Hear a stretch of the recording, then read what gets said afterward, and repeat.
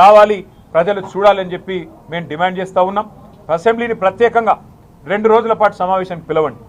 కేవలం తెలంగాణ యువత నిరుద్యోగ సమస్య, మీరిచ్చిన హామీలు, ఏడాదిలో 2 లక్షల ఉద్యోగ నోటిఫికేషన్, వీటి విషయంలో చర్చకు అసెంబ్లీకి తప్పకుండా మీరు పిలవాలని చెప్పి కూడా రాష్ట్ర ప్రభుత్వాన్ని మేము డిమాండ్ చేస్తూ ఉన్నాం.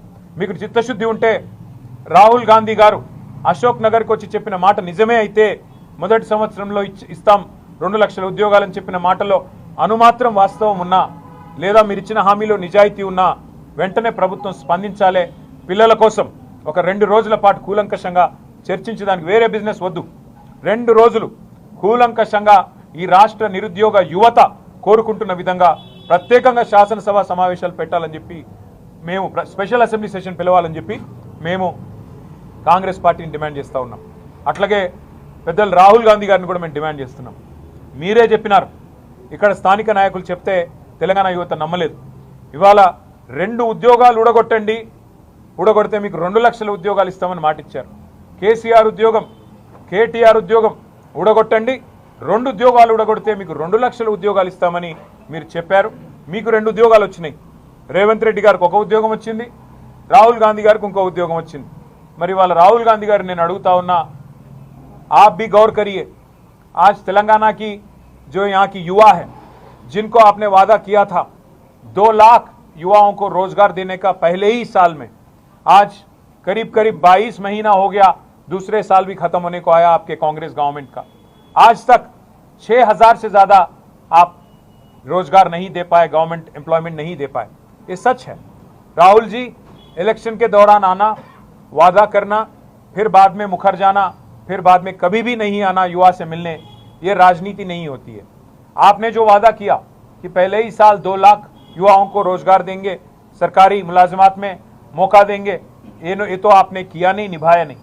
कम से कम अभी जो 3 साल का वक्त है, इसमें आप कैसा इंसाफ करोगे, क्या करोगे? और जो हाल ही में आज हाईकोर्ट ने जो एक फैसला सुनाया, जिसको लेकर आज ग्रुप 1 री एग्जामिनेशन करने का एक मौका आपके पास है, वादा निभाने का एक मौका आपके पास है, कम से कम अब आप इंटरवीन होइए, आप आपके गवर्नमेंट से बात करिए, आपके चीफ मिनिस्टर से बात करिए, उनको आदेश दीजिए कि गवर्नमेंट को जो आदेश मिला हाईकोर्ट की तरफ से उसकी अमलावरी जल्द से जल्द करें.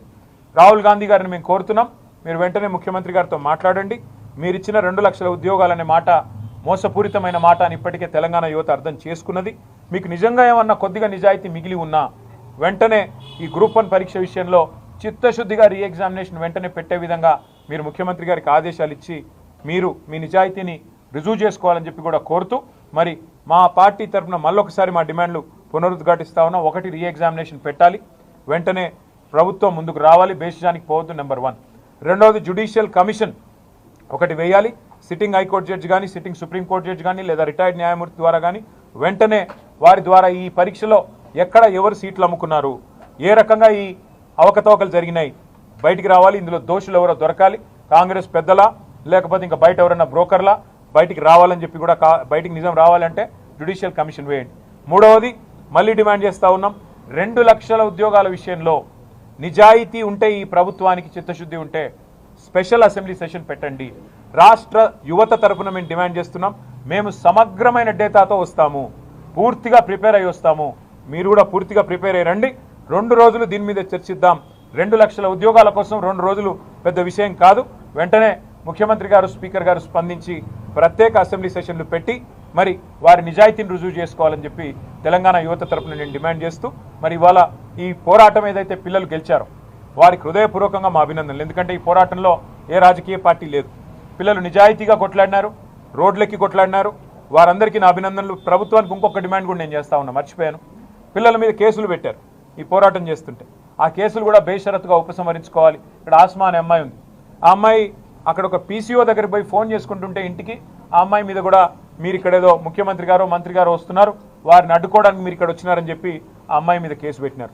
ఇట్లా ఎంతోమంది పిల్లల మీద అశోక్ నగర్లో ఆందోళన చేస్తుంటే తమకు న్యాయం కావాలని జీవో నెంబర్ 29 విషయంలో, జీవో నెంబర్ 46 విషయంలో, అట్లాగే గ్రూప్స్ విషయంలో, ఏదైతే జాబ్ క్యాలెండర్ విషయంలో ఆందోళన చేసిన పిల్లల మీద మరి మీరే చెప్తున్నారు ప్రజాపాలన అని. ప్రజాపాలనలో నిరసనకు చోటు ఉండాలి, ప్రజాపాలనలో ప్రజల వాయిస్కి చోటు ఉండాలి. కాబట్టి ఈ కేసులన్నీ, పిల్లల మీద పెట్టిన కేసులన్నీ బేషరతుగా విత్డ్రా చేసుకోండి. కావాలంటే కేసులు మా మీద పెట్టుకోండి, మాకు అభ్యంతరం లేదు. కానీ పిల్లల మీద వెంటనే కేసులు ఉపసంహరించాలని చెప్పి కూడా మా పార్టీ తరఫున డిమాండ్ చేస్తూ మళ్ళీ ఒకసారి